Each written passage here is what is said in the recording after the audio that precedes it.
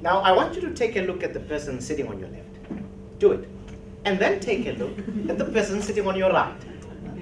Do you realize how much different you are?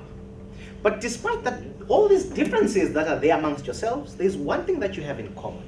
And it is not the fact that you're all listening here to me, no. And it is not also the fact that you all would love to be rich one day at one point in time in your life.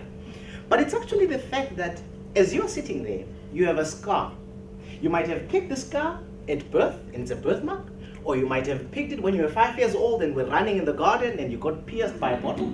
Whatever. But that scar has remained up until today.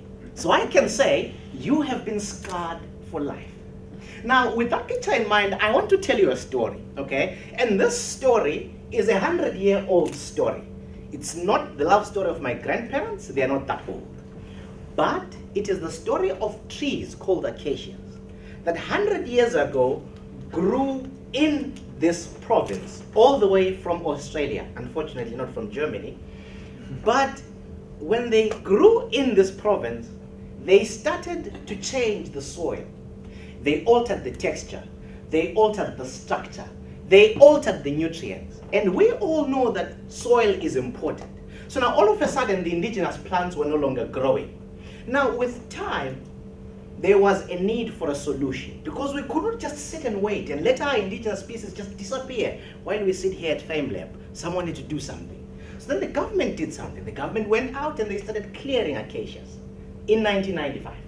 So they cleared them because they knew that the indigenous species were not growing. They went out, they planted the seeds for the indigenous species. And they waited. And they waited.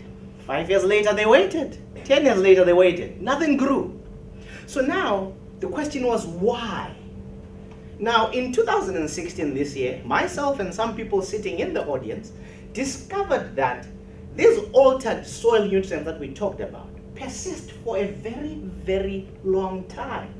And the fact that they persist, they are the reason why our indigenous species are not growing. So now that was a relief. We finally had found an answer.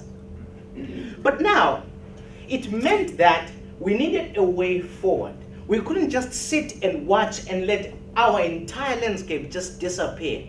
So that is why here at Stellenbosch University, there's 3 floors of scientists led by Prof. Dave Richardson, all working to find a solution on how we can bring back our native indigenous species.